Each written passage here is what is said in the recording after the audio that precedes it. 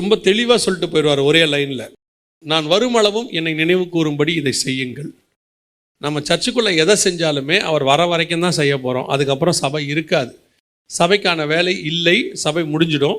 So அதனால் எப்படி இயேசு முதலாவது வந்துட்டு போன உடனே இஸ்ரவேலுடைய தேவாலயம் முடிஞ்சிடுச்சு, இப்போ அவங்க ஆலயமே இல்லை பாருங்கள், இடிச்சிட்டார். அதாவது நியாயப்பிரமாணம் முடிஞ்சிருச்சுன்னு அர்த்தம். அதே மாதிரி தான் இப்போ இயேசு இரண்டாம் முறை வரும்பொழுது அதற்கு பிறகு உண்மையான சபைகள் இருக்காது, கர்த்தரை ஆராதிக்கிற உண்மையான சபைகள் இருக்காது. எனவே சபை என்பது இயேசு வருகிற வரைக்கும் தான் இருக்கும். நல்ல ஊழியர்கள் இயேசு வருகிற வரைக்கும் தான் இருப்பார்கள். நல்ல ஊழியங்கள் இயேசு வருகிற வரைக்கும் தான் நடக்கும், அதுக்கு மேலே நடக்காது.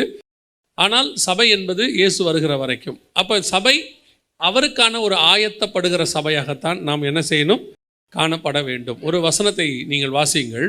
வெளிப்படுத்தின விசேஷம் 22ஆம் அதிகாரம் 17வது வசனத்தை வாசியுங்கள். ஆவியும் மனவாட்டியும் வா என்கிறார்கள், கேட்கிறவனும் வா என்பானாக, கேட்கிறவனும் வா என்பானாக. தாகமா இருக்கிறவன் வரக்கடவன், விருப்பமுள்ளவன் ஜீவ தண்ணீரை இலவசமாய் வாங்கிக் கொள்ள கடவன். அப்ப இந்த வசனம் என்ன சொல்லுதுன்னா, சபையை பார்த்து ஆவியும் மனவாட்டியும் வா என்பார்களாக அப்படின்னு இருக்கு. அப்போ சபையினுடைய மிக முக்கியமான நோக்கம் என்ன? அப்படிதான் பைபிளே முடியுது பாருங்களேன். அதோட பைபிள் முடிஞ்சிடும், 22ஆம் அதிகாரத்தோடு கூட முடிவடைகிறது. அப்போ சபையினுடைய நோக்கம் என்னவென்றால், மணவாளனை பார்த்து வா என்று அழைக்கிற ஒரு சுபாவம், வா என்று அழைக்கிற சுபாவம் அந்த சபைக்கு இருக்கணும்.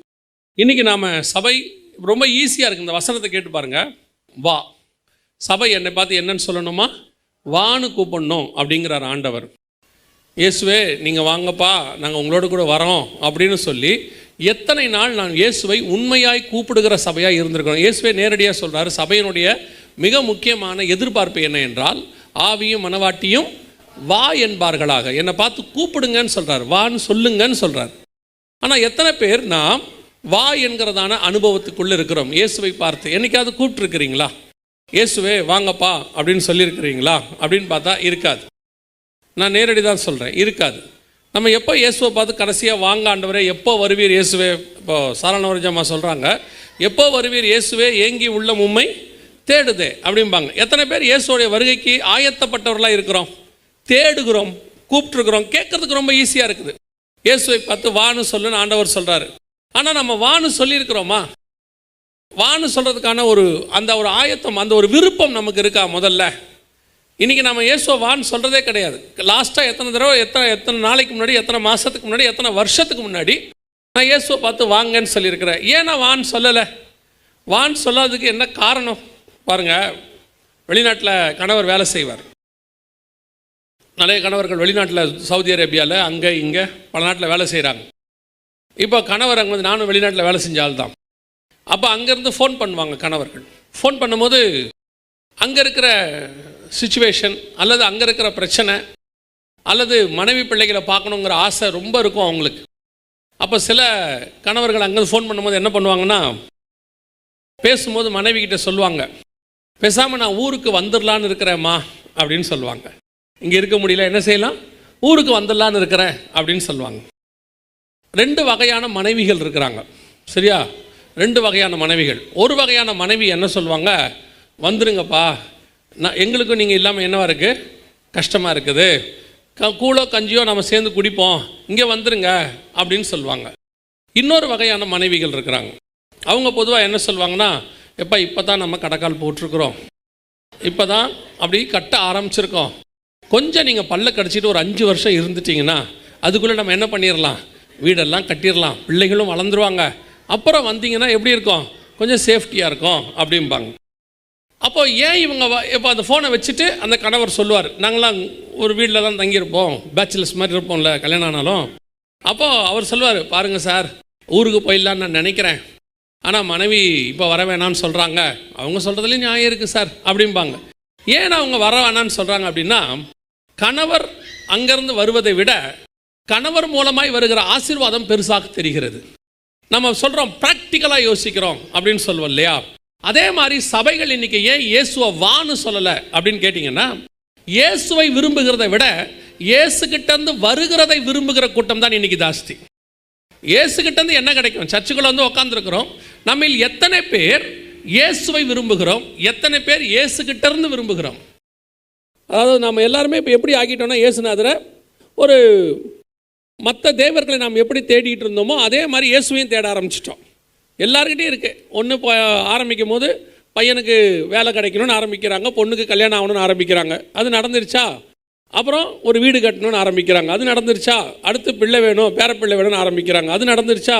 இப்படி அடுத்து அடுத்து அடுத்து தேவைகளோடு கூட சபை மாறிடுச்சு.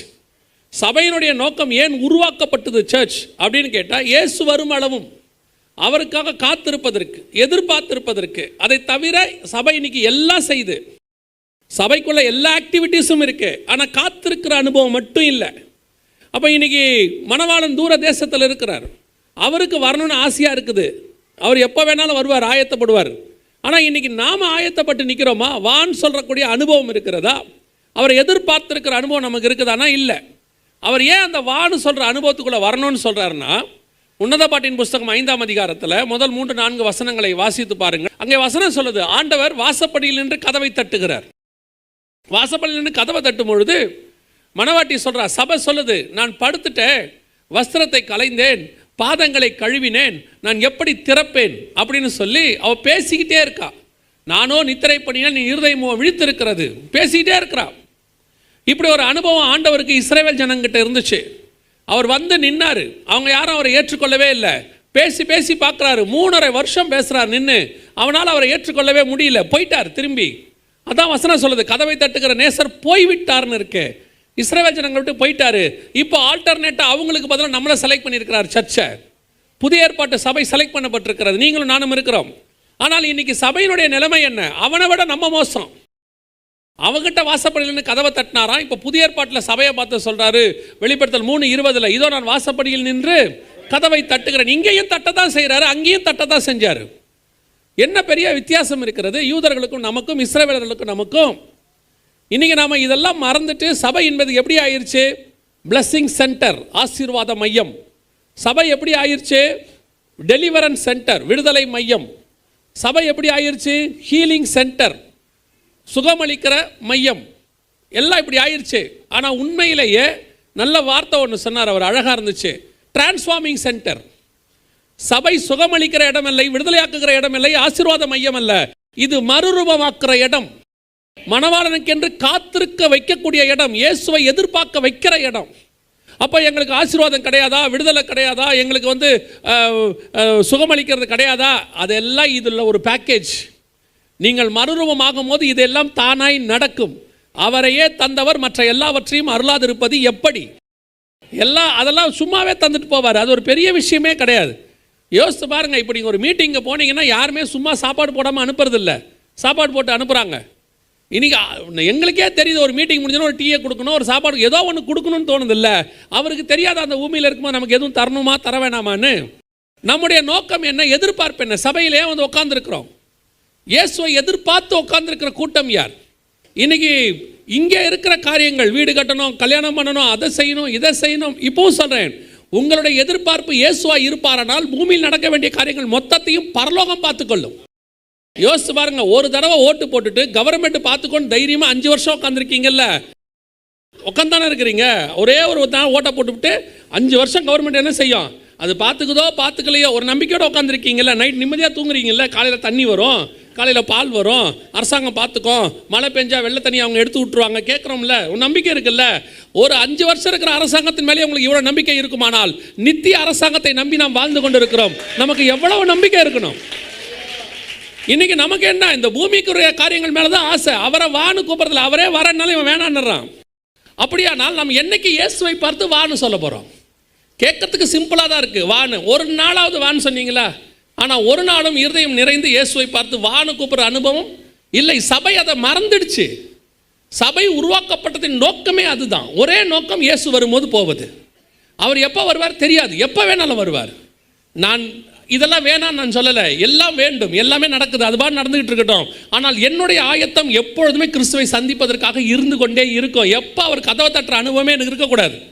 சில நேரத்தில் பாருங்கள், ஏன் அவர் கதவை தட்டுறது அவ்வளோ விஷயமாக சொல்கிறாரு அப்படின்னு கேட்டால், வான்னு சொல்லணுன்றாருன்னா, உங்களை ஒருத்தர் கூப்பிட்டுருக்குறாங்க, கூப்பிட்டுட்டு பாஸ்டர் இன்றைக்கி சாப்பிட வாங்க, எங்கள் வீட்டுக்கு வாங்க, இல்லை உங்களை கூப்பிட்டாங்க எங்கள் வீட்டுக்கு சாப்பிட வாங்கன்னு போனால், கதவு பூட்டி இருந்தால் உங்களுக்கு எப்படி இருக்கும்? உள்பக்கம் 7:30 மணிக்கு வரீங்கன்னு இருக்காங்க, போகும்போது கதவு சாத்தி இருந்தாலும் நமக்கு எப்படிவா இருக்கும்?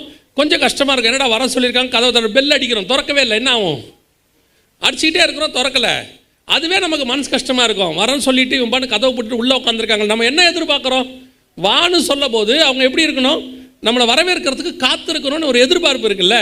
பல நேரங்களில் நம்ம என்ன எதிர்பார்க்கிறோம்? அழைக்கிறவர்கள் நம்மை காத்திருக்க வேண்டும் என்று நினைக்கிறோம். உலகம் முழுக்க சர்ச் இருக்குது, உலகம் முழுக்க ஆத்மா இருக்குது. எத்தனை ஆத்மா இயேசுவுக்கு காத்திருக்குது? எத்தனை பேர் உலகத்துக்கு பின்னால் காத்திருக்கிறது? இயேசு வரேன்னு சொன்னால் கூட போகிறதுக்கு இன்றைக்கி ரெடியாக இல்லை. மைண்டு ஃபுல்லாக இன்றைக்கி உலகம் ஓடிக்கிட்டே இருக்குது. எப்படியாவது வீடு கட்டணும், பிள்ளைக்கு கல்யாணம் பண்ணணும், எதிர்காலத்தில் அதை பண்ணணும், இதை பண்ணணும், வேலையில் ப்ரொமோஷன் வேணும், அது இப்படி ஏதோ ஒன்று பிசாசு அழகாக மைண்டில் போட்டு விட்டான், பிஸியாக்கி விட்டான். அதனுடைய விளைவு என்ன? எந்த சர்ச்சும் இப்போ காத்திருக்கிற அனுபவத்துக்குள்ளே இல்லை. எல்லா ஆளுக்கு ஒரு ப்ராஜெக்ட் வச்சுருக்கிறாங்க. ஃப்யூச்சர் ப்ராஜெக்ட், 10 வருஷ ப்ராஜெக்ட், 15 வருஷ ப்ராஜெக்ட், 2030க்குள், 2040க்குள். இயேசு சொல்கிறாரு, நாளை பைபிள் சொல்லுது, நாளைக்கு வரேன்னு சொன்னாலே கர்த்தருக்கு சித்தமானால் சொல்லி தான் சொல்லணுமாமா.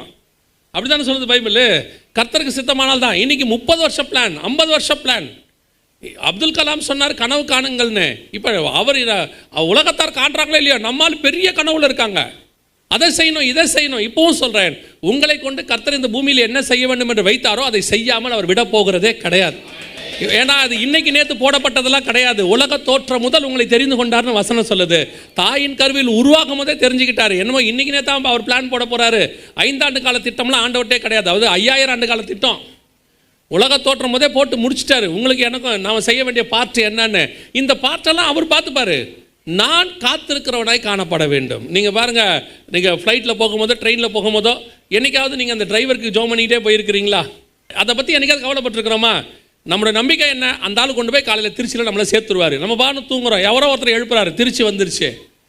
அதை விட நிம்மதியாய் தேவ சமூகத்தில் நாம் காத்திருக்க வேண்டும். ஏன்னா அந்த டிரைவரை விட மேலாய் நடத்துகிறவர் ஒருவர் இருக்கிறார். இன்றைக்கி மொத்த டென்ஷனையும் போட்டுக்கிட்டு அப்படியே நாம் என்னை எதிர்பார்த்து காத்தோம் இயேசுவை. எத்தனை சபை காத்திருக்கிறது சொல்லுங்க? மணவாட்டி சபை மட்டும் காத்திருக்கோம்.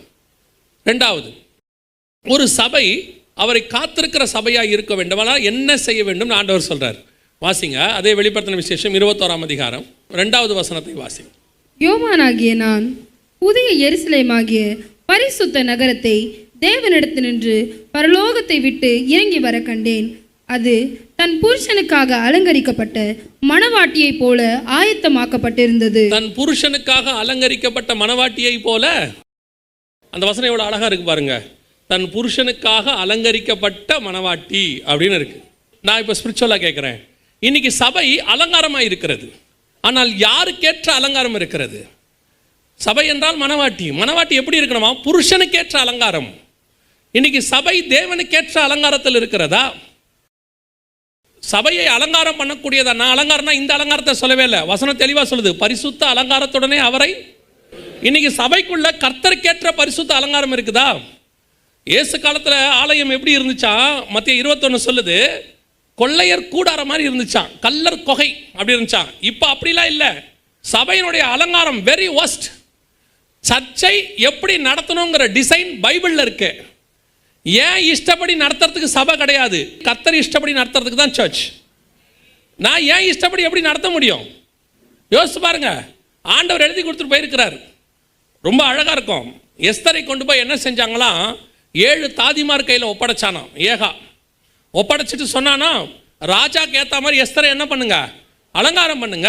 வசனம் சொல்லுது, 6 மாதம் வெள்ளை போலத்தினாலும் 6 மாதம் அந்த சுகந்த வர்க்கத்தினாலும் ஸ்திரீகளுக்குரியதான அந்த அலங்காரத்தினால 6 மாதமும் அவளை சுத்திகரிப்பு செய்யுங்க. 12 மாதமும் ராஜாக்கு ஏற்ற மாதிரி மாற்றுங்க. எஸ்தருக்கு ஏற்ற மாதிரி மாற்றுறதில்ல, ஏகாக்கு ஏற்ற மாதிரி மாற்றுறதில்ல, சுற்றி இருக்கிறவங்களுக்கு ஏற்ற மாதிரி மாற்றுறதில்ல, ராஜாக்கு பிடிச்ச மாதிரி மணவாட்டியை மாற்றணும். இன்னைக்கு சபை கிறிஸ்துவுக்கு ஏற்ற அலங்காரத்தில் இருக்கிறதா? கிறிஸ்துவுக்கு பிடிச்ச மாதிரி இருக்குதா? சபைக்குள்ள இருக்கக்கூடியதான இன்னைக்கு ஆக்டிவிட்டீஸாக இருக்கட்டும், ஆர்டர் ஆஃப் சர்வீஸாக இருக்கட்டும், ஆராதனைகளாக இருக்கட்டும், சபைக்குள்ள நடக்கக்கூடிய களியாட்டங்களாக இருக்கட்டும், எது கிறிஸ்துவுக்கு ஏற்ற மாதிரி இருக்கிறது? கிறிஸ்து விரும்பக்கூடிய அளவில் இருக்கிறதா? இன்னைக்கு 2 வகையான அலங்காரம் இருக்கிறது சபைக்குள்ள. ஒன்று வசனம் சொல்லுது, புருஷனுக்கு ஏற்ற அலங்காரம். நான் இன்னொன்று சொல்றேன், ஆனால் வருத்தப்படாதீங்க, நான் வசனத்தில் உள்ளதான் சொல்றேன். வாசிங்க, வெளிப்படுத்தின விசேஷம் 17ஆம் அதிகாரம் 4வது வசனத்தை வாசிங்க.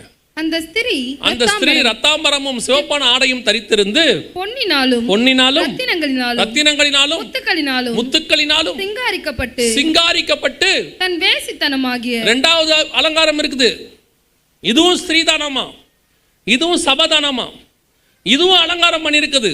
அந்த ஸ்திரீ ரத்தாம்பரத்தினாலும் முத்துக்களினாலும் ரத்தனங்களினாலும் சிங்காரிக்கப்பட்டு இதுவும் அலங்காரம் பண்ணியிருக்கு. இன்னைக்கு ரெண்டு வகையான அலங்காரம் இருக்கு. ஒன்று மணவாளனுக்கு ஏற்ற அலங்காரம், இன்னொன்று வேசித்தனத்துக்கு ஏற்ற அலங்காரம், விபச்சாரத்துக்கான அலங்காரம். அப்படின்னா என்னங்க அலங்காரம்? ரெண்டு இருக்குது, நீங்கள் பார்த்துருப்பீங்க. ரெண்டு வகையான அலங்காரம் இருக்கு. ஒரு மனைவி ஒரு கணவன் வீட்டில் இருக்கிறாங்க. அவங்க யாருக்கேற்ற மாதிரி ட்ரெஸ் பண்ணுறாங்க பொதுவாக அப்படின்னு கேட்டால், நான் தான் சொன்னேன், இன்றைக்கி இருக்கிறவங்க வேறு டைப்பு. பொதுவாக கணவருக்கு பிடிச்ச மாதிரி மனைவிக்கு பிடிச்ச மாதிரி ட்ரெஸ் பண்ணுறது தான் சரியான அலங்காரம். இப்போ சினிமாவில் நடிக்கிறாங்க, அவங்க அலங்காரம் பண்ணுறாங்க. அவங்க அலங்காரத்தினுடைய வித்தியாசம் என்ன? அவங்க சினிமாவில் பண்ணுற அலங்காரம், நான் பண்ணுறது சினிமாவில் மட்டும் சொல்கிறேன். அவங்க பண்ணுறது பார்க்குற எல்லாருக்கும் பிடிக்கணும், அந்த படத்தை பார்க்குற எல்லாருக்கும் பிடிக்கணும், அது ஒரு அலங்காரம். அதனால அவங்க என்ன அருவருப்பாக வேணால் ட்ரெஸ் போடுவாங்க, ஆனால் பார்க்குறவன் பார்த்துக்கிட்டே இருக்கணும். அதுக்கு தான் ரெண்டு வகையான அலங்காரம் இருக்கு. ஒன்று என் மணவாளனுக்கு ஏற்ற அலங்காரம், இன்னொன்று வர்றவங்க பார்க்குறவங்க எல்லாருக்கும் பிடிக்கணும். இன்னைக்கு சபை எந்த அலங்காரத்தை செய்கிறது? எப்படிப்பட்ட அலங்காரம் சபைக்குள்ள இருக்கிறது? இயேசுவுக்கு பிடிச்ச மாதிரி சபை நடக்குதா? வர்றவங்களுக்கெல்லாம் பிடிச்ச மாதிரி சபை நடக்குதா? ஊழியம் எப்படி நடக்குது? இயேசுவுக்கு பிடிச்ச மாதிரியா இல்லை உங்களுக்கு பிடிச்ச மாதிரியா? இதில் ரெண்டு ப்ராப்ளம் இருக்கு. முதல் ப்ராப்ளம் விசுவாசிகள்கிட்ட இருக்கு. என்ன விசுவாசி இருக்கு? நீங்கள் சபையை முதல்ல எப்படி பார்க்குறீங்க? சபை என்பது என்ன மாதிரி ஒரு இடம் அப்படின்னு கேட்டிங்கன்னா, நான் சபைக்கு போகிறேன், எனக்கு ஏற்ற மாதிரி ஒரு சர்ச். திருப்பியும் சொல்கிறேன், சபை உங்களுக்கு ஏற்ற மாதிரி இருக்காது. சபையில் சொல்கிறதுக்கு ஏற்ற மாதிரி தான் நீங்கள் மாறணும். அதான் சத்தியம், அதான் ஆக்சுவல் ஃபேக்ட். உங்களுக்கு ஏற்ற மாதிரி என்ன இருக்காது? சர்ச் இருக்காது. ஒரு சர்ச் கூட இருக்காது உலகத்தில் உங்களுக்கு ஏற்ற மாதிரி. ஒருத்தர் என்கிட்ட வந்து சொன்னார், இந்த ஏரியாவில் இருக்கிற எல்லா சர்ச்சுக்கும் போயிட்டேன், ஒரு சர்ச் கூட நல்லா இல்லைங்க. நான் சொன்னேன், நீ நல்லா இல்லை. ஏன்? நான் விரும்புகிற மாதிரி சபை இருக்கவே இருக்காது. நான் சபைக்கு ஏற்ற மாதிரி என்ன ஆண்டவர் பரலோகத்துக்கு ஏற்ற மாதிரி மாற்றத்துக்கு தான் சர்ச் வச்சிருக்கிறார். வெளிப்படுத்தின விசேஷம் வாசித்து பாருங்க, ரொம்ப அழகாக சொல்லும். 9ஆம் அதிகாரம் 3வது வசனம் வாசிங்க பார்ப்போம். அந்த புகையிலிருந்து வெட்டுக்கிளிகள் புறப்பட்டு, இப்போ வெட்டுக்கிளிக்கு பதிலாக காண்டாமிருகம் வருது, பல வகையான மிருகம் வருது. என்ன எதிர்பார்க்கிறோம்? சர்ச், சபை தேவனை ஆராதிக்கிற ஸ்தலம். இங்கே வந்து தேவ பிரசன்னத்தை உணரணும், மகிமையை உணரணும். இங்கே நாம் எப்படி ஆயிட்டோம்? உணர்வு பூர்வமாக கர்த்தரோட இணையறதுக்கு பதிலாக உணர்ச்சி பூர்வமாக ஆயிடுச்சு. அப்படியே ஆடி குதிச்சு டயர்டாகி அப்படியே இப்போ எந்த அளவுக்கு போயிட்டான்னு கேட்டிங்கன்னா, சினிமாக்காரன் பாடுற பாட்டை பாடுறது மட்டும் இல்லாமல், சினிமாக்காரன் மாதிரி ஆடுறது மட்டும் இல்லாமல், இந்த சபை முழுக்க முழுக்க இன்னைக்கு கடைசி காலத்தில் கல்லர் குகையெல்லாம் தாண்டி இது கேவலமான இடமா மாறிடுச்சு. காரணம் என்ன? விரும்புகிற விசுவாசி இப்படி தான் சர்ச் இருக்கணும், ஆடிட்டோரியம் மாதிரி இருக்கணும், அப்படி இருக்கணும், இப்படி இருக்கணும், கலர் கலராக லைட்ஸோ ஃபேனோ, இதை எதையுமே நான் குற்றமாய் சொல்லவில்லை. தேவைக்கு எல்லாமே நமக்கு வேண்டும். ஒரு காலத்தில் கொட்டடிச்சு பாடிக்கிட்டு இருந்தோம், இன்னைக்கு நமக்கு இன்ஸ்ட்ருமெண்ட்ஸ் தேவைப்படுது. ஒரு காலத்தில் ஒரு குண்டு பல்பு போட்டிருந்தோம், இன்னைக்கு நல்ல ஹாலஜன் பல்பு எல்லாம் போட்டு நம்ம வச்சிருக்கிறோம். ஒரு காலத்தில் எப்படி இருந்தாலும் ஆராய்ச்சிட்டு இருந்தோம் கொட்டா போட்டு, இன்னைக்கு நம்ம ஏசி போட்டு ஆராதிக்கிறோம். இதையெல்லாம் யாரும் இங்கே தப்புனே சொல்லலை. எது வேணாலும் மாறலாம், ஒன்று மாறக்கூடாது. கவனிங்க, மோசே காலத்தில் கற்பலகைகளில் எழுதுனாங்களாமா, அப்படி தானே எழுதுனாங்க. அப்புறம் தோல் சுருளில் எழுதுனாங்க, அப்புறம் புஸ்தகத்தில் பேப்பரில் எழுதுனாங்க. இப்போ வந்து டிஜிட்டல் எல்லாமே ஆன்லைன், எல்லாமே காற்றுல எழுதுகிறாங்க. அன்னைக்கு கல்லில் எழுதி, புக்கில் எழுதி, தோல் சுருளில் எழுதி, காற்றுல எழுதுகிற காலம். எழுதுகிற மோடு மாறிக்கிட்டே வருது, அட்வான்ஸ் டெக்னாலஜி.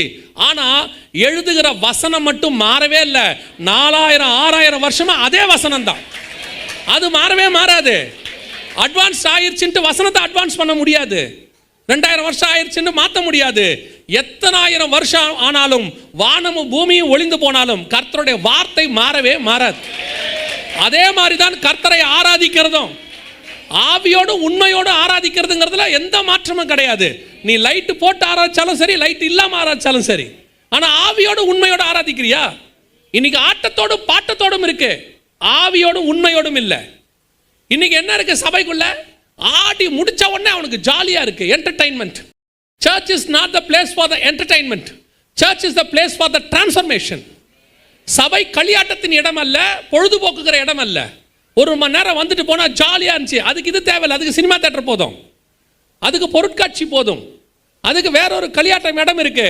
ஆனால் ஒரு பாவியை பரிசுத்தவானாய் மாத்துகிற இடம் தான் திருச்சபை. துக்கத்தோடு வருகிறவனை சந்தோஷமாய் மாத்துகிற இடம் திருச்சபை. விழுந்து போனவனை தூக்கி நிறுத்துகிற இடம் திருச்சபை. இங்க நம்ம அலங்காரத்துக்கு இடமே இல்லை. விசுவாசிகளுக்கு சொல்றேன், உங்களுக்கு ஏத்த மாதிரி சர்ச் மாறவே மாறாது. சபைக்கு நீங்க ஏன் வந்தீங்க தெரியுமா? ஆண்டவர் சொன்னபடி உங்களை மாத்துறதுக்கு தான் நீங்க சபைக்குள்ள வந்திருக்கிறீங்க. உங்க பையனை எதுக்கு அனுப்புறீங்க ஸ்கூலுக்கு? ஸ்கூலுக்கு எதுக்கு அனுப்புறீங்க? உங்க பையனுக்கு ஏத்த மாதிரி டீச்சர் இருக்கணுமா? உங்க பையனுக்கு ஏத்த மாதிரி ஹெட் மாஸ்டர் இருக்கணுமா? உங்க பையனுக்கு ஏத்த மாதிரி ஸ்கூல் நடக்கணுமா? இல்ல, ஸ்கூல் என்ன சொல்லுதோ அப்படிதான் நீங்க மாறுறீங்க. 8 மணிக்கு வேணா 8 மணிக்கு போறீங்க தானே. யூனிஃபார்ம் போடுனா போடுறீங்க, அப்புறம் பேட்ச் குத்துனா குத்துறீங்க, டை போடுனா போடுறீங்க. இதுக்கு ஃபீஸ் நீங்க கட்டுறீங்க. அவன் சொல்றபடியெல்லாம் செய்யறதுக்கு ஃபீஸ் நீங்க கட்டுறீங்க. கட்ட சொல்ற நேரத்துக்கு ஓடி போய் கட்டுறீங்க. கொஞ்சம் லேட் ஆச்சுன்னா ஃபைனுன்னா போய் ஃபைனோட கட்டுறீங்க. இவ்வளோ தூரம் உங்க பையனுடைய எதிர்காலத்துக்கு சம்பாதிக்கிறதுக்கு வழி சொல்ற இடம், அவ்வளோதான். இல்லைன்னா அவனுக்கு நல்ல பழக்க வழக்கம் சொல்லி கொடுக்குற இடம், அவ்வளோதான். அந்த இடத்துக்கு இவ்வளவு உண்மையாய் நீங்கள் இருப்பீர்களானால் உங்களை நித்தியத்துக்கு நடத்த போகிற இடத்துக்கு நீங்கள் வந்திருக்கிறீர்கள். உங்கள் ஆத்மாவை பரலோகத்துக்கு சேர்க்கிற இடத்துக்கு வந்திருக்கிறீங்க. அதுக்கு நீங்க எவ்வளவு உண்மையா இருக்கணும். அப்ப இங்க சொல்லி கொடுக்கறத நீங்க கேட்கணும். இங்க மட்டும் பாஸ்டர் ஏன் இப்படி எல்லாம் பேசுறாரு, எதுக்கு சர்ச்சில் இந்த மாதிரி எல்லாம் சொல்றாங்க? நீங்க இஷ்டப்படி ட்ரெஸ் பண்ணிட்டு வருவீங்க, இஷ்டப்படி ஆடுவீங்க, சினிமாக்காரனை விட சினிமாக்காரியை விட மோசமா நடந்துப்பீங்க, அரசியல்வாதியை விட மோசமான அரசியல் உள்ள பண்ணுவீங்க.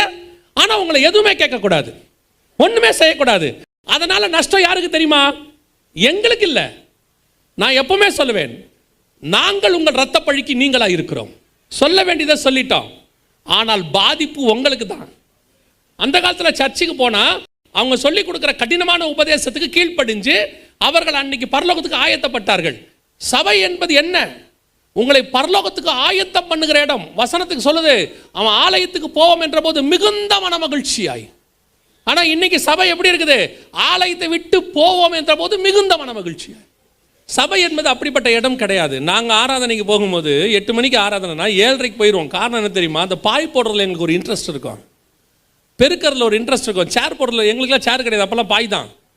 போயிட்டு அந்த பாயை போட்டு பெருக்கிறதுலேருந்து முடித்த பிறகு பாய் எடுத்துகிட்டு வச்சு வரதுல அதில் ஒரு சந்தோஷம் இருந்துச்சு.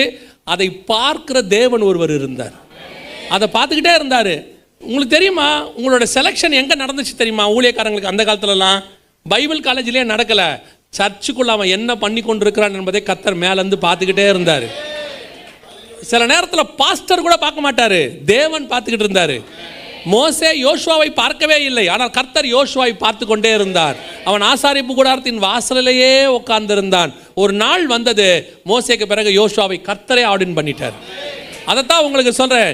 நீங்கள் செய்கிற அந்த ஆலயத்தின் மேலே உங்களுக்கு காட்டுற பாசம், கட்டடத்தை மட்டும் நான் சொல்லலை, வரக்கூடிய ஆராதனைக்கு வர்றது ஒரு இன்ட்ரெஸ்டாக வரணும், கடமைக்கு வரக்கூடாது.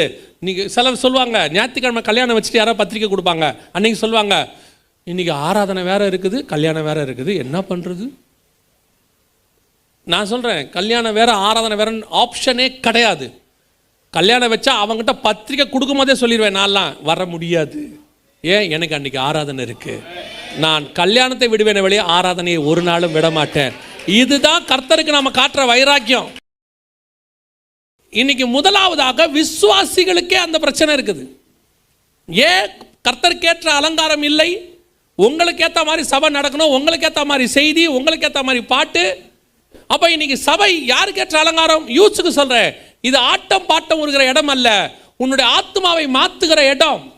உன் விட முடியாத பாவத்தை விட வைப்பதற்கு வழி சொல்லி கொடுக்கக்கூடிய இடம்.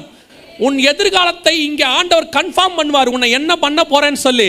எத்தனையோ பேரை கர்த்தர் உருவாக்குகிற இடம், கர்த்தர் கண்டெடுக்கிற இடம். இது செலக்ட் பண்ற பிளேஸ். சர்ச்சை அப்படிதான் பார்க்கணும். நீங்க உங்க இஷ்டத்துக்கு அப்படி நடக்கணும், இப்படி நடக்கணும். இவ்வளோ நேரம் ஏன் வச்சிருக்கிறாங்க? இதோட முடிச்சிட்டா என்ன? ஒரு இவ்வளோ பாஸ்டர் ஏன் 3/4 மணி நேரம் பேசுகிறாரு? ஒரு 1/2 மணி நேரம் இருந்தால் பத்தாதா? ஏன் இதை போய் நீங்கள் கேளுங்களேன். ஹாஸ்பிட்டலில் ஏன் எங்களை அட்மிட் பண்ணி இத்தனை நாள் வச்சுருக்கீங்க? உடனே டிஸ்சார்ஜ் பண்ணுங்க. அவன் சொல்லுவான் அறுத்து போட்டிருக்கு, 6:30 வரைக்கும் வெளியே போக முடியாது. அவன் சொல்கிற காசையும் கட்டிவிட்டு உள்ளே படுத்து கிடக்குறியா? இல்லை, அவன் தான் அப்படி தானே இருக்கியா? அவங்க டிஸ்சார்ஜ் பண்ணுற வரைக்கும் போகிறீங்களா? மனசில் இருக்கு கொஞ்சம் டிஸ்சார்ஜ் பண்ணால் நல்லா இருக்குமேனு, ஆனால் பயமும் இருக்கே. அவர் ஒரு டாக்டர்ஸ் அழகாக ஒன்று சொல்லுவாங்க, கூட்டு போங்க, எதாவது நடந்தால் நாங்கள் பொறுப்பு இல்லை. நீங்கள் போறியா? அதுக்கப்புறம் சொல்லுவீங்க கடவுள் மேலே பார போட்டு இன்னும் 2 நாள் இருந்துகிட்டே போவோம். சும்மா ஐசியூவில் 10 நாள் படுக்க முடியுது, 1/2 மணி நேரம் வந்து இங்கே உட்கார முடியல உங்களால். உங்களை சொல்கிறேன், 1/2 மணி நேரம் இங்கே வந்து ஒழுங்காக உட்காருங்க. ஐசியூக்கு போகாமல் பாதுகாக்க கர்த்தர் வல்லமை உள்ளவராக இருக்கிறார். இன்றைக்கி சபை எப்படிப்பட்ட இடமாய் மாறிக்கிட்டு இருக்கு? உங்களுக்கு ஏற்ற அலங்காரம். வேதம் சொல்லுது புருஷனுக்கு ஏற்ற அலங்காரம், மணவாளனாகிய இயேசு கிறிஸ்துவுக்கு ஏற்ற அலங்காரம் இங்கே காணப்பட வேண்டும். இன்னொரு அலங்காரம் இருக்குதான், வர்றவங்களுக்கு பிடிக்கிற மாதிரி. இது 2வது. ஊழியக்காரர்களுக்கு நான் சொல்கிறேன், நீங்கள் நாளைக்கு ஊழியத்துக்கு வந்தாலும் சொல்கிறேன், இன்றைக்கி நிறைய பேர் ஊழியத்துக்கு ஒப்பு கொடுத்தவங்க உட்காந்துருப்பீங்க. ஊழியத்துக்கு வந்தவங்க சொல்கிறேன், வர்றவனுக்கு ஏற்ற மாதிரி அலங்காரம் ஒரு நாளும் கூடாது. உங்களுக்கு ஏற்ற மாதிரி நான் பிரசங்கத்தை மாற்றிட்டேன்னா நான் செத்தேன்னு அர்த்தம். வசனம் சொல்லுது, இன்னும் நான் மனுஷனை பிரியப்படுத்துகிறவனா இருந்தால் தேவனுக்கு ஊழியக்காரன் அல்லவே. நான் கர்த்தரை பிரியப்படுத்துறதுக்கு தான் ஊழியத்துக்கு வந்தேன். கர்த்தர் என்ன சொல்கிறாரோ அதை தான் செய்யணும். விசுவாசி இப்படி நினைக்குது, விசுவாசி அப்படி நினைக்குது. சில விசுவாசி வந்து சொல்லத்தான் செய்யும், பாஸ்டர் நீங்கள் ஏன் இப்படி பண்ணால் என்னன்னு சொல்லணும், பண்ண முடியாதுன்னு சொல்லணும். அது சொல்லக்கூடியது நல்ல பணம் கொடுக்குற விசுவாசியாக இருக்கும், தசமாங்க காணிக்க கொடுக்குற விசுவாசியாக இருக்கும். அதை கர்த்தரே அனுமதி கொடுப்பார் சொல்கிறதுக்கு. ஏன் தெரியுமா? கர்த்தர் பார்ப்பார் நம்மளை, பணக்காரன் பேச்சை கேட்குறானா நம்ம பேச்சை கேட்குறானா, அதிக தசமாங்க கொடுக்குறவங்க பேச்சை கேட்குறாங்களா நம்ம பேச்சை கேட்குறாங்களா, ஆண்டவர் பார்ப்பார். சொல்லிடணும், உங்கள் இஷ்டத்துக்கு சர்ச்சை நடக்காது, கர்த்தர் சொல்கிறபடி தான் சபை நடக்கும். சிலர் வந்து உங்ககிட்ட சொல்லுவாங்க, ரொம்ப ஸ்ட்ராங்காக பேசாதீங்க, கொஞ்சம் சாஃப்டாக பேசுங்க. நிறைய ஊழியக்காரங்க இங்கே தான் ஃபெயிலியர். விசுவாசிக்கு ஏற்ற மாதிரி மாறுறது.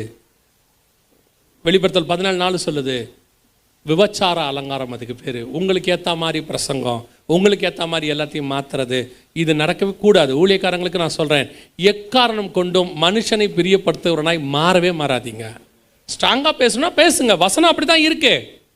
ஒருத்தர் எனக்கு ஊழியத்தை ஆரம்பிக்கும் போது சொன்னார், பிரதர் நீங்கள் இந்த மாதிரிலாம் பேசுனீங்கன்னா ஒரு வகையில் உங்களுக்கு ஆஃபரிங் கொடுக்க மாட்டான், நீங்கள் கொஞ்சம் அனுசரித்து போங்க. ஒரு பெரிய நான் என்கிட்ட சொன்னவர் வந்து ஒரு பெரிய டீ எஸ்டேட் ஓனர். முதல் மீட்டிங் எனக்கு அதுதான். அந்த மீட்டிங் முடிச்சுட்டு போயிட்டு இருக்கும்போது அந்த டீ எஸ்டேட் ஓனர் என் தோள் மேலே கை போட்டு சொன்னார். அப்போவே அவருக்கு 60 வயசு. நான் சொல்கிறது வந்து 22 வருஷத்துக்கு முன்னாடி சொல்கிறேன். அப்படியே தோள் மேலே கை போட்டு என்கிட்ட சொன்னார், பிரதர் இந்த மாதிரிலாம் பேசுனீங்கன்னா ஒரு வயலும் காசு கொடுக்க மாட்டான், நீங்கள் கொஞ்சம் அனுசரித்து போங்க, அமைதியாக அப்படி போங்க, கொஞ்சம் பாலிஷாக பேசுங்க, அப்போ தான் ஆஃபரிங் வரும்னு. அப்போ எனக்கு ஆவியானவர் சொன்னது, அன்றைக்கே ஆவியானவர் என்கிட்ட சொன்னது, அவன் பேச்சை கேட்காத, நீ சத்தியத்தை பேசு, கொடுக்க வேண்டியதை நான் தரேன் உனக்குன்னார். இப்போவும் சொல்லுவேன், சத்தியத்தை பேசுறதுக்காக மட்டும்தான் ஊழியக்காரனை கர்த்தர் கூப்பிட்டுருக்கிறார். அவனுடைய தேவைகளை பரலோகம் பார்த்து கொள்ளும். இப்போவும் நான் சொல்லுவேன், என் அளவில், எல்லா மீட்டிங்கிலும் சொல்லுவேன், இந்த மீட்டிங்கில் சொல்கிறேன், என் அளவில் கர்த்தர் என்னை ராஜா போனதாக வச்சிருக்கிறார். எனக்கு ஒரு குறையும் கிடையாது. கர்த்தர் என்னை சந்தோஷமாக தான் வச்சிருக்கிறாரு, நிம்மதியாக தான் வச்சிருக்கிறாரு. எனக்கு இருக்கிற பெரிய நிம்மதியில் ஒன்று என்ன தெரியுமா? சத்தியத்தை பேசுகிறது. யாருக்காகவும் எதுக்காகவும் மாற்ற முடியாது. மனுஷனை பிரியப்படுத்துகிறவனான உங்களுக்கு ஏற்ற மாதிரி நிறைய சபைகள் இன்றைக்கி அப்படி மாறிக்கிட்டே இருக்குது. விசுவாசியை திருப்திப்படுத்துறதுக்காக அவங்களுக்கு ஏற்ற மாதிரி டைமிங், அவங்களுக்கு ஏற்ற மாதிரி பிரசங்கம், அவங்களுக்கு ஏற்ற மாதிரி இன்ஃப்ராஸ்ட்ரக்சர் எதுவுமே மாறாது, ஒன்றும் மாறாது. கர்த்தர் என்ன சொல்கிறாரோ அந்த அலங்காரம் தான் சபையில் இருக்கும். கர்த்தர் விரும்புகிறபடி இருக்கும். வரவனெல்லாம் திருப்திப்படுத்தவே முடியாது. இன்றைக்கி சர்ச் அப்படி மாறிடுச்சு. வரவங்களை திருப்திப்படுத்துகிற மாதிரி பிரசங்கம், அப்படியே காதுக்கினிய மாதிரி பேசி, நீ கவலைப்படாத, நீ அவன் என்னவா இருந்தாலும் சரி, நீ வாலாகாமல் தலையாவாய், அடுத்த வருஷம் 1000 மடங்கு, அதெல்லாம் கொடுக்க மாட்டார். ஆண்டவருக்கு எல்லாம் தெரியும், யாரை எப்போ ஆசீர்வதிக்கணும்னு ஆண்டவருக்கு நல்லா தெரியும். துன்மார்க்கனை கொண்டு வந்து மேலே எப்போ உட்கார வைக்கணும்னு தெரியும், அவனை எப்போ கீழே தள்ளணும்னு ஆண்டவருக்கு தெரியும். அதனால் ஒன்று நன்றாய் புரிந்து கொள்ளுங்கள், சபை என்பது கர்த்தருக்கேற்ற அலங்காரத்தில் தான் இருக்க வேண்டுமே ஒழிய ஒரு நாளும் மனுஷனுக்கேற்ற அலங்காரத்தில் இருக்கக்கூடாது. அப்படி இருக்கும் பட்சத்தில் சபை மிக மோசமான நிலைமையை அடையும். அல்லேலூயா, அல்லேலூயா. ஒரே ஒரு காரியத்தை மாத்திரம் சொல்லிட்டு நான் ஜெபம் முடிக்க விரும்புகிறேன். சபையினுடைய அலங்காரம் எப்படி இருக்கணும் அப்படின்னு சொல்லி வாசிச்ச அந்த வசனத்தில் புருஷனுக்கு ஏற்ற அலங்காரம் இருக்கும்னு அதில் ஒரு காரியத்தை கர்த்தர் சொல்கிறாரு. வெளிப்படுத்தின விசேஷம் 19ஆம் அதிகாரம் 8வது வசனத்தை வாசிங்க. சுத்தமும் பிரகாசமுமான மெல்லிய வஸ்திரம் தரித்து கொள்ளும்படி அவளுக்கு அளிக்கப்பட்டது. நல்லா கவனிங்க, சபைக்கு ஆண்டவர் எப்படிப்பட்ட வஸ்திரம் கொடுத்திருக்கிறாரு? சுத்தமும் பிரகாசமான மெல்லிய வஸ்திரம். யாராவது தன்னுடைய மகளுக்கோ, நல்ல தகப்பன் சொல்கிறேன், தன்னுடைய மகளுக்கோ அல்லது நல்ல கணவன் தன்னுடைய மனைவிக்கோ மெல்லிய வஸ்திரம் வாங்கி கொடுப்பாங்களா? தின்னா அப்படியே உள்ளே போட்டிருக்கிறதெல்லாம் தெரிகிற மாதிரி வஸ்திரம் வாங்கி கொடுப்பாங்களா யாராவது? இந்த வசனம் என்ன சொல்லுது பாருங்க. கர்த்தர் தன்னுடைய மனவாட்டிக்கு என்ன கொடுத்தாராம்? மெல்லிய வஸ்திரம் போட்டார். அதோடைய அர்த்தம் என்ன? மெல்லிய வஸ்திரம்னா என்ன? யாருமே செய்ய மாட்டாங்களே. ஒரு சாதாரண மனுஷன் கூட தன்னுடைய மகளுக்கோ மகனுக்கோ அல்லது மனைவிக்கோ ட்ரெஸ் வாங்கி கொடுக்கும்போது ட்ரெஸ்ஸினுடைய அடையாளமே என்ன? ட்ரெஸ்ஸு எதற்காக போடப்படுகிறது? எல்லாவற்றையும் சரீரத்தை மறைப்பதற்காக போடப்படுகிறது. அப்படி இருக்கும்போது ஒரு உலக பிரகாரமான மனுஷனே மெல்லிய வஸ்திரம் வாங்கி கொடுக்காத போது தேவன் தன்னுடைய மனவாட்டிக்கு ஏன் மெல்லிய வஸ்திரத்தை வாங்கி கொடுக்கிறார்? கொடுப்பதற்கான நோக்கம் என்ன அப்படின்னு பார்த்தீங்கன்னா, மெல்லியனா என்னன்னா, இந்த ட்ரெஸ் அப்படி போடும்போது உள்ளே இருக்கிறது தெரிஞ்சாதான் அதுக்கு பேர் மெல்லிய வஸ்திரம் இல்லையா? மெல்லிஸாக இருக்குது, உள்ளே இருக்கிறதுலாம் என்ன செய்யுது? தெரியுது. அவர் என்ன பனியன் போட்டிருக்காருன்னு தெரியுது. மெல்லிய வஸ்திரம். நான் எப்போ மெல்லிய வஸ்திரத்தை அலோ பண்ணுறேன்னு தெரியுமா? உள்ளே இருக்கிற என் மாம்சம் அப்படி ஒன்று இல்லவே இல்லை, மாம்சம் என்பதே இல்லை. இப்போ பாரு, மேலே போட்டிருக்கிற வஸ்திரத்தை பார்த்தீங்கன்னா உள்ளே இருக்கிறது தெரியாதுன்னா எவ்வளோ மெல்லிய வஸ்திரத்தையும் நான் போட முடியும். அதான உண்மை. உள்ளுக்குள்ளே மாம்சம் இல்லாவிட்டால் நான் மேலே எவ்வளோ மெல்லிய வஸ்திரத்தை என்ன செய்யலாம்? போடலாம். அந்த மெல்லிய வஸ்திரத்துக்கு என்ன அர்த்தம்னா, தொடர்ந்து வாசிங்க. அந்த மெல்லிய வஸ்திரம் பரிசுத்தவான் என் மேலே கர்த்தருடைய நீதி இருக்கும் பொழுது உள்ளே மாம்சமே இருக்காது.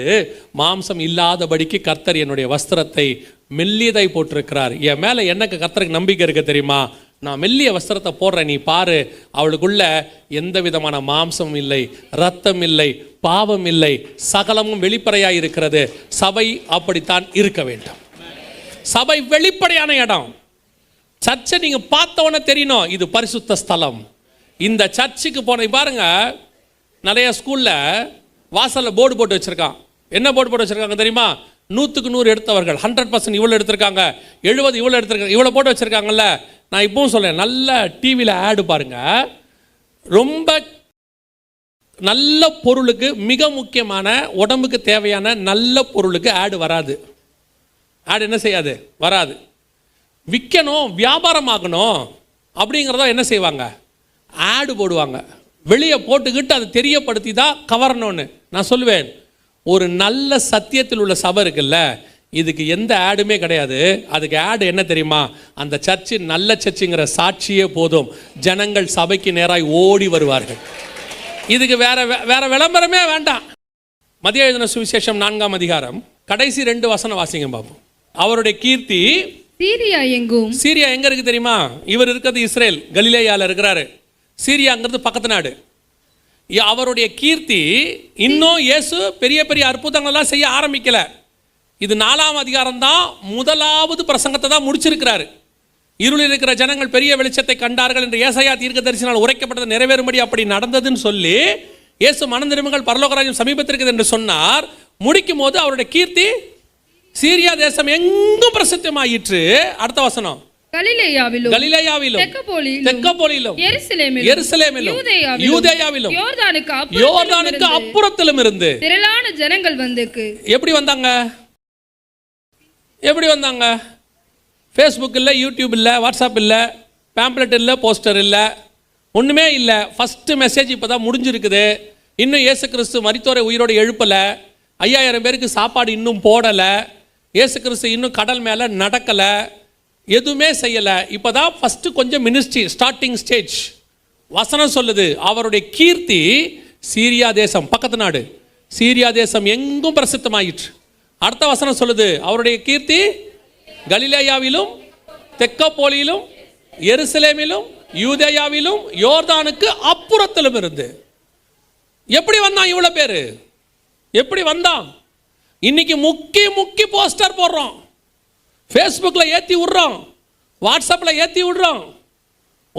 ஒரு வாரத்துக்கு 100 பேர் வர்ஷிப் லீடர் வராங்க, ஒரு வாரத்துக்கு 100 பைபிள் டீச்சர் வராங்க. எத்தனை பேர் நிற்கிறாங்க?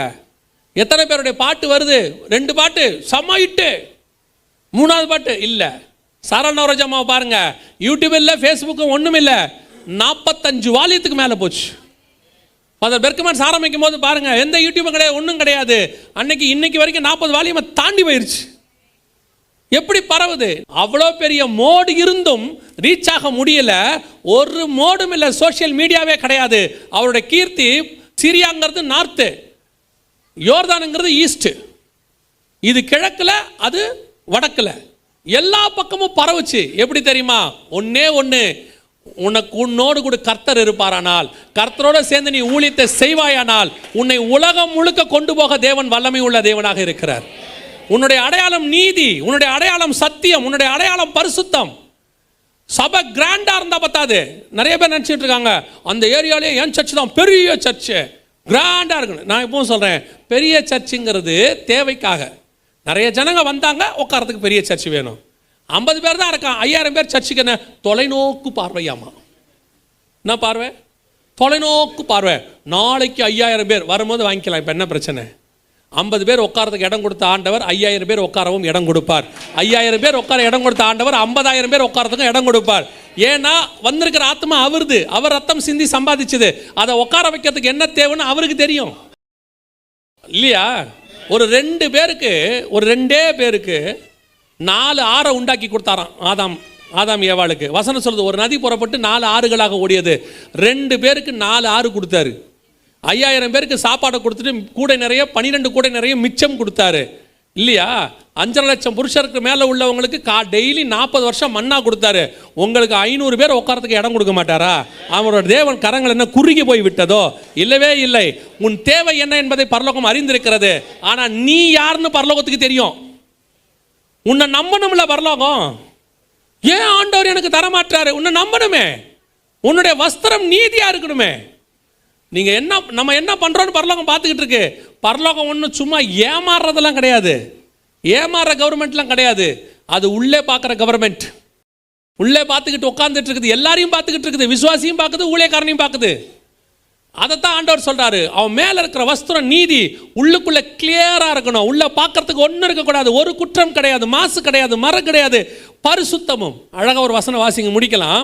வெளிப்படுத்தின விசேஷம் 21ஆம் அதிகாரம் கடைசி வசனம் வாசிங்க பார்ப்போம். தீட்டுள்ளதும் அருவருப்பையும் பொய்யையும் நடப்பிக்கிறதுமாகிய ஒன்றும் அதற்குள். அப்ப சபை மேல கர்த்தருடைய நம்பிக்கை என்ன தெரியுமா? தீட்டுள்ளது அப்படின்னா என்ன அர்த்தம்னா, டர்ட்டி திங்ஸ், அன்கிளீன், அழுக்குள்ளாது, அசுசையானது. தீட்டுள்ளதும் அருவருப்பு, கர்த்தருக்கு பிரியம் இல்லாதது. தீட்டுள்ளதும் அருவருப்பையும் பொய்யையும் நடப்பிக்கிறதுமாகிய. சபைக்குள்ள என்ன இருக்கக்கூடாது? பொய்யையும் நடப்பிக்கிற காரியம் ஒன்றும் இல்லாமல். சபைக்குள்ள இன்னைக்கு எல்லாம் பொய், பிரசங்கமும் பொய், கேட்குறவனும் பொய். இவனுடைய நம்பிக்கை என்ன? ஜனங்க நம்பி எனக்கு பணம் கொடுத்தா போதும். ஆண்டவர் நம்பிக்கை என்ன தெரியுமா? நீ பணம் தானே உனக்கு வேணும், குடும்பாரு. நம்ம ஆண்டவர் ஒரு பெரிய ஸ்பெஷாலிட்டி இருக்கு, என்ன தெரியுமா? தேவையானதை கொடுத்து 40 வருஷம் நடத்தவும் வல்லமை உள்ளவர். தேவைக்கு அதிகமாக கொடுத்து மறுநாள் காலையில் அடித்து சாகடிக்கவும் வல்லமை உள்ளவர். சரிம்மா? தேவையான மண்ணாவை எடுத்து 40 வருஷம் நடத்திடுவார். காடை கேட்டால் மூக்கு வழியாக விட்டு சாவையை அடிச்சிடுவார். ஆண்டவருக்கு அப்படிப்பட்ட தேவன் தான் அவர். இப்பவும் சொல்கிறேன், நமக்கு என்ன தேவை என்பது பரலோகம் தெரியும். பரலோகம் நான் எப்பவும் நான் நம்புறது, பரலோகம் கிள்ளி கொடுத்தாலே நமக்கு அள்ளி கொடுத்தா மாதிரி. புரியுதா? அவர் கை ரொம்ப பெருசுங்க. புரியுதா? அவர் கை, அவர் மழையை சும்மா கொடுத்துட்டாருன்னு வச்சுக்கோங்க, சைனாவே காணாம போயிடுது, 3 டேம் நிரம்பிடுது. யோசிச்சு பாருங்க, நோவா காலத்தில் அதே மழையை கொடுத்து க்ளோஸும் பண்ணார். நமக்கு அதே மழையை கொடுத்து வாழ வைக்கிறார். அவரால் எல்லாமே முடியும். அவருக்கு தெரியும் எவ்வளோ கொடுத்தா இவனுக்கு போதும், எதை கொடுத்தா அவன் கரெக்டாக இருப்பான், எதை கொடுத்தா இவனுக்கு இது சரி, அவனு ஆண்டவருக்கு தெரியும். நமக்கு தான் ஆசை, பெரிய ஆசை. நம்ம ரோட்டில் 2 வீலரில் போகிறது தான் கரெக்டாக இருக்கும். நம்மால் கேட்பான், எனக்கு ஒரு கார் கொடுங்க ஆண்டவரே. ஆண்டவர் கேட்பார், இப்போ கார் கொடுத்தா எங்கடா நிறுத்துவ? கார் கொடுக்கக்கூடாதுன்னு நான் உங்களுக்கு சொல்லலை, கொடுக்க வேண்டிய காலம் வரும்போது கொடுப்பாரு. அந்த ரோட்டில் 2 வீலர் தான் போகும். அதுலேயே நம்ம குடும்பத்தோட 2 தடவை கீழே விழுந்துட்டோம். அந்த ரோட்டில் கார் எங்கே போகும்? அதாவது இப்பவும் சொல்கிறேன், கார் கூடாதுன்னு இல்லை. உனக்கு கார் கொடுக்கணுன்னா அதுக்கு பெட்ரோல் போடுற அளவுக்கு உன் பொருளாதாரத்தை முதல்ல கர்த்தர் உயர்த்துவார். அதை நிற்க வைக்கிறதுக்கு ஒரு இடம் கொடுப்பாரு. ஏன்னா அப்போ தான் நீ நிம்மதியாக தூங்க முடியும். பாருங்க, அதான் ஆசீர்வாதம்னு பேர். வேதனை இல்லாமல் இருக்கும். இப்பவும் சொல்கிறேன், உனக்கு எனக்கும் எது ஆசீர்வாதமோ அந்த ஏற்ற நேரத்தில் கர்த்தர் கொடுப்பார். அல்லேலூயா. இதுக்காக நான் என் ஊழியத்தை மாற்றி என் பிரசங்கத்தை மாற்றி நீங்கள் அது ஆகி கதறி ஆண்டவர் பார்க்குறாரு. வேணாம், அது வேண்டாம். நான் சொல்கிறபடி நீ செய். நான் உன்னை பார்க்கும்பொழுது உன்னிடத்தில் எந்த குற்றமும் காணப்படக்கூடாது. சபையினுடைய அடையாளம் கட்டிடம் அல்ல. சபையினுடைய அடையாளம் அலங்காரம் அல்ல. திருப்பியும் சொல்கிறேன், சபையினுடைய அலங்காரம் கூட்டம் அல்ல. என் சர்ச்சுக்கு இத்தனை பேர் வராங்க, 10,000 பேர், 8,000 பேர், எத்தனாயிரம் பேர் வராங்கிறது முக்கியம் இல்லை. எத்தனாயிரம் பேர் பரலோகத்துக்கு இங்கிருந்து வராங்கிறது தான் முக்கியம். எத்தனாயிரம் பேர் உள்ளே வராங்கிறதே முக்கியம் இல்லையே. நம்மளுடைய கூட்டத்துக்கு ஜனங்க வர்றாங்க, இதெல்லாம் ஓட்டா மாறும்னு ஒரு அரசியல்வாதி நினைச்சானா அவனை மாதிரி முட்டாள் உலகத்திலே அவனும் இல்லை. அப்படி நம்பி ஏமாந்தவன் எத்தனையோ பேர் இருக்கான். எத்தனை பேர் நம்ம கிட்ட வராங்கிறது முக்கியம் இல்லை, எத்தனை பேர் இங்கிருந்து பரலோகத்துக்கு வராங்கிறது தான் முக்கியம் இல்லையா. நிறைய பேர் கிரௌடை வச்சு ஏமாந்துடுறாங்க. எவாஞ்சலிஸ்ட் கிரௌடை வச்சு ஏமாந்துறாரு. இப்பவும் சொல்றேன், எங்கிட்ட 50 பேர் வந்தாலும் சரி, அந்த 50 பேரும் பரலோகத்துக்கு போவாங்கிற ஒரு கன்ஃபர்மேஷன் இருக்குல்ல, அதுதான் ஒரு சபையினுடைய சக்சஸ். அப்போ என் சபையினுடைய அடையாளம் என்ன தெரியுமா? கட்டடம் அல்ல, கூட்டம் அல்ல, அலங்காரம் அல்ல. என் சபையினுடைய அலங்காரம் பரிசுத்தம், என் சபையினுடைய அடையாளம் பரிசுத்தம். இந்த சர்ச்சுக்கு போனால் சத்தியம் கிடைக்கும், இந்த சர்ச்சுக்கு போனால் கண்டிப்பாக பரலோகத்துக்கு போயிடலாம், அந்த பாஸ்டர் சத்தியத்தை சத்தியமாக பேசுகிறாரு அப்படின்னு ஒரு நம்பி உன் சபைக்குள்ளே கால் வைக்கிறாமல்ல, அதுதான் சபையினுடைய சக்சஸ். அந்த சக்சஸை ஒரு ஊழியக்காரனும் சபையும் வாங்கணும். இவ்வளோ பேர் வந்திருக்கீங்கல்ல, அப்போ ஏன் வந்திருக்கிறோம்? அதான் சபையினுடைய சக்ஸஸ். இந்த சர்ச்சுக்கு போனால் கண்டிப்பாக சத்தியம் கிடைக்கும். ஜாலியாக இருக்கிறதுக்கு சர்ச்சுக்கு வரக்கூடாது. அப்போ பார்த்தீங்கன்னா ஒரு கூட்டம் ஜாலியாக வரும், ஆனால் ஒரு கூட்டம் கூட பரலோகத்துக்கு வராது. எத்தனை பேர் இஸ்ரேலிருந்து புறப்பட்டாங்க, எகிப்துக்கு புறப்பட்டாங்க, எத்தனை பேர் போனாங்க? 2 பேர் போனாங்க. எத்தனை பேர் புறப்படுறாங்கன்றது முக்கியம் இல்லை, எத்தனை பேர் பண்டிகை கொண்டாடினாங்கன்றது முக்கியம் இல்லை, எத்தனை பேர் கண்ணுக்குட்டிக்கு முன்னாடி ஆடினாங்கன்றது முக்கியம் இல்லை, எத்தனை பேர் களியாட்டம் பண்ணாங்கன்றது முக்கியம் இல்லை, எத்தனை பேர் போய் கடைசியாக போய் சேர்ந்தாங்கிறது தான் சக்ஸஸ். நம்ம சபையை பொறுத்த வரைக்கும் எப்படி இருக்கணும் தெரியுமா? சொல்லி முடிக்கிறேன், கவனிங்க. என் சபைக்குள்ளே ஒருத்தன் காலை வச்சுட்டானா அவன் கண்டிப்பாக பரலோகத்துக்கு போவான். அந்த கன்ஃபர்மேஷன் எனக்கு இருக்குன்னு இருக்கு பாருங்க, அதுதான் சக்ஸஸ். ஒரு ஸ்கூலுக்குள்ளே போய் சேர்க்கும் போது நம்ம நம்பிக்கை என்ன தெரியுமா? என் பையன் படித்து நல்லபடியாக வந்துடுவான். ஒரு ஹாஸ்பிட்டலுக்கு ஏன் நம்ம தூக்கிட்டு ஓடுறோம் தெரியுமா? அந்த டாக்டர்கிட்ட போனால் கண்டிப்பாக அவனை பிழைக்க வச்சிருவாருன்ற ஒரு நம்பிக்கை. அந்த நம்பிக்கை சபை மேலே வரணும். என் சபைக்கு வந்தால் கண்டிப்பாக நான் பரலோகத்துக்கு கூட்டிகிட்டு போயிடுவேன். அந்த நம்பிக்கை ஜனங்களுக்கு வரணும். இந்த சபைக்கு போங்க, சத்தியம் இருக்கும், ஜனங்க பரலோகத்துக்கு போவாங்கங்கிற நம்பிக்கை வரணும். அதுதான் ஒரு மணவாட்டி சபையினுடைய அலங்காரம், அதுதான் நீதி அலங்காரம். ஆண்டவர் சொல்கிறார், பாரு என் சபையை பாரு, நீதியை போட்டு மூடி இருக்கேன், அங்கே மாம்சம் இல்லை, அங்கே அருவருப்பானது இல்லை, தீட்டானது ஒன்றுமில்லை, பொய்யை நடப்பிக்கிற காரியம் ஒன்றுமில்லை. என் சபை கர்த்தருடைய மணவாட்டி. அல்லேலூயா. இப்படிப்பட்ட சபை தான் கர்த்தரை பார்த்து சொல்ல முடியும், வான்னு சொல்ல முடியும். அல்லேலூயா. யார் வாசலில் காத்திருப்பா தெரியுமா? அலங்காரம் முடித்தவங்க தான் வாசலில் காத்திருப்பாங்க இல்லையா? சில நேரத்தில் பாருங்கள், பாஸ்டர் வந்துட்டாரும்பாங்க. மனைவி சொல்லுவாங்க, போய் கூப்பிடுங்க, நான் தலை மட்டும் வாரிட்டு வந்துடுறேன்பாங்க. ஏன்னா அவங்க எல்லா வேலையும் பார்த்துருப்பாங்க, அப்போ தான் ரெடி ஆகிட்டு இருப்பாங்க. கடைசி நேரத்தில் தலை வாரிட்டு இருப்பாங்க. பாஸ்டர்லாம் வந்து உட்காந்துருவார், வந்து இவங்க ஓடி வருவாங்க, சாரி பாஸ்டர் இப்போ தான் தலை வாரிட்டு வந்தேன். ஏன்? அலங்காரம் முடியல, வர்றதுக்குள்ளே அவர் வந்துட்டார். ஆனால் ஆண்டவர் எதிர்பார்க்குறது என்ன தெரியுமா? நான் வரும்போது என் கூட்டம் அலங்காரம் பண்ணுகிற கூட்டம் அல்ல, ஆயத்தப்படுகிற கூட்டம் அல்ல, ஆயத்தப்பட்ட கூட்டம், காத்திருக்கிற கூட்டம், அவரை வரவேற்கிற காத்திருக்கிற கூட்டமாய் நீங்களும் நானும் மாற வேண்டும். அல்லேலூயா. நாம் ஜெபிக்க போகிறோம். எல்லாம் எழுந்திரிக்கலாமா தேவ சமூகத்தில்? உங்களை நீங்கள் ஆராய்ந்து பாருங்க. கிறிஸ்து வரும்போது அவரை சந்திக்கிற கூட்டத்தில் நான் இருப்பேனா? அவர் பார்க்கும் பொழுது உண்மையும் உத்தமம் உள்ளவனே என்னை பார்த்து கூப்பிட்டுருவாரா? அதுதான் ரொம்ப முக்கியம். இருக்கிறதுலே ரொம்ப மோசம் என்ன தெரியுங்களா? இயேசுவை அறியாமல் கேள்வியே படலை அப்படின்னு சொல்லி ஒருத்தன் நரகத்துக்கு போயிட்டானா கூட அவன் பாவம் இயேசுவை தெரியல அதனால் போயிட்டான்னு சொல்லலாம். சபைக்குள்ளே வந்து ஒருத்தன் நரகத்துக்கு போனால் எவ்வளோ மோசம். இயேசுவை அறிஞ்சு அவர் தான் தேவன்னு தெரிஞ்சு பரலோகத்துக்கு போகிறதுக்கு அவர் தான் வழின்னு தெரிஞ்சு, ஆனால் நீ ஆயத்தப்படாமல் கைவிடப்பட்டினா நரகத்துக்கு போயிட்டினா அதை விட மோசம் வேறு ஒன்றுமே இல்லை. உங்களை ஆராய்ந்து பாருங்கள். உலகத்தில் இருக்கிற எல்லாத்த விட மேன்மையான இடம் சர்ச். உலகத்தில் இருக்கிற 800 கோடியில் உங்களை வேறு பிரித்து ஆண்டவர் கொண்டு வந்து உள்ளே உட்கார வச்சிருக்கிறார். எவ்வளோ பெரிய நிலமாக இருந்தாலும் அது கோதுமையாக மாறிடுச்சுன்னா அந்த நிலத்தை விட்டு அதை பிரித்து கொண்டு வந்து குடோனில் வச்சுருவாங்க.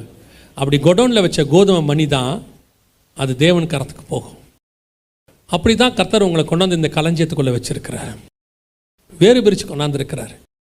இங்கே வந்தும் நீ ஆயத்தப்படாமல் இருந்தீங்கன்னா அதை விட மோசம் வேறு ஒன்றுமே இல்லை. ஆண்டவர் நல்ல ஒரு சபையை கொடுத்துருக்கிறார், இத்தனை ஆண்டு காலம் நடத்தி இருக்கிறார். நீங்கள் தேவனுக்கு முன்பாக எப்பொழுதும் சபைக்கு வரும்போது கடமைக்கு வரக்கூடாது, சந்தோஷமாக வரணும். சபைக்கு வரும்போது எதிர்பார்ப்போட வரணும். இன்றைக்கி கர்த்தர் என் கூட பேசுவார், இன்றைக்கி என்னை கர்த்தர் மாற்ற போகிறாரு, கர்த்தர் என்னை உருவாக்க போகிறாரு, அந்த எதிர்பார்ப்போடு வரணும்.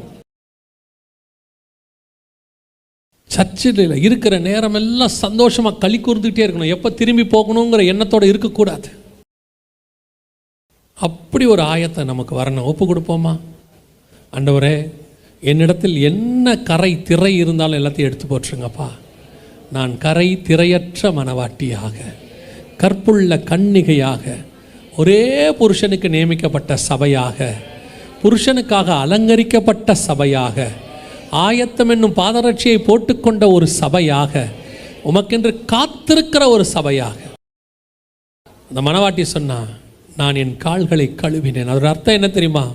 பாதரட்சியை கழட்டிட்டேன்னு அர்த்தம், ஆயத்தம் இல்லாமல் இருக்கிறேன்னு அர்த்தம். ஒப்பு கொடுப்போமா? தேவனுக்கு முன்பாக நாங்கள் எப்பொழுதும் ஆயத்தமாக, உம்மை வா என்று அழைக்கிற கூட்டமாக ஒப்பு கொடுப்போமா? தேவ சமூகத்தில் எல்லாம் இந்த சபைக்காக ஜெபம் பண்ணுவோம். இந்த சபை கர்த்தருக்கு முன்பாக வருகை வரைக்கும் நிற்கக்கூடிய ஒரு சபையாக, அநேகரை ஆயத்தம் பண்ணுகிற ஒரு சபையாக, அநேகரை நீதிக்கு உட்படுத்துகிற ஒரு சபையாக, நியாய தீர்ப்புக்கு தப்பிக்கிற ஒரு சபையாக, மனுஷகுமாரனுக்கு முன்பாக நிற்கிற ஒரு சபையாக, சிங்காசனத்திற்கு முன்பாக நிற்கிற ஒரு சபையாக எப்பொழுதும் காணப்பட வேண்டும். எல்லாம் ஒப்பு கொடுத்த கர்த்தரை ஸ்தோத்திரம் பண்ணுவோம். Thank you Jesus. நன்றி ஆவியானவரே. இந்த சபைக்குள்ள ஒருத்தன் காலை வச்சுட்டானா அவன் நரகத்துக்குள்ள கால் வைக்க கூடாது. இந்த உலகத்தினுடைய கடைசி இடமாய் சபை இருக்கணும். இந்த ஏரியாவுக்கு இது ஒரு கடைசி இடமாக இருக்கணும். தற்கொலைக்கு போறவன், நரகத்துக்கு போறவன், பாவத்துக்கு போறவனை எல்லாம் மீட்டி எடுக்கிற இடமா இது மாறணும். மரிக்கிறவர்கள் இங்கே வரும்போது ஜீவனோடு கூட மாறணும். கட்டப்பட்டவர்கள் இங்கே வரும்போது கட்டவிழ்க்கப்பட்டவர்களாய் மாறணும். வியாதியஸ்தர்கள் சுகமாகிறவர்களாய் மாறணும். இங்கே வருகிறவர்கள் மறுரூப அனுபவத்தை அடைகிறவர்களாய் மாறணும். சபை கர்த்தருக்கேற்ற ஒரு சபையாக, கன்மலையின் மேல் கட்டப்பட்ட ஒரு வீடாக மாறணும். சபைக்கு விரோதமாய் உருவாக்கப்படுகிற எல்லா ஆயுதங்களும் வாய்க்காதே போவதாக. Thank you Jesus. நன்றி ஆவியானவரே. கர்த்தருடைய மகிமை மகிமை மகிமை முழுவதும் மூடிக்கொள்வதாக. சபைக்கு விரோதமாய் உருவாக்கப்படுகிற ஆயுதங்கள், வன்கண்கள், பொறாமைகள் இயேசுவின் நாமத்தினாலே கடிந்தாப்புறப்படுத்துகிறோம். நன்றி ஆவியானவரே. கோடான கோடி ஸ்தோத்திரம், கோடான கோடி ஸ்தோத்திரம். உமக்கே மகிமை மகிமை மகிமை. எங்கள் ஆண்டவர் இயேசு கிறிஸ்துவின் நாமத்தில் ஒப்பு கொடுத்து ஜெபிக்கிறோம் எங்கள் ஜீவனுள்ள நல்ல பிதாவே.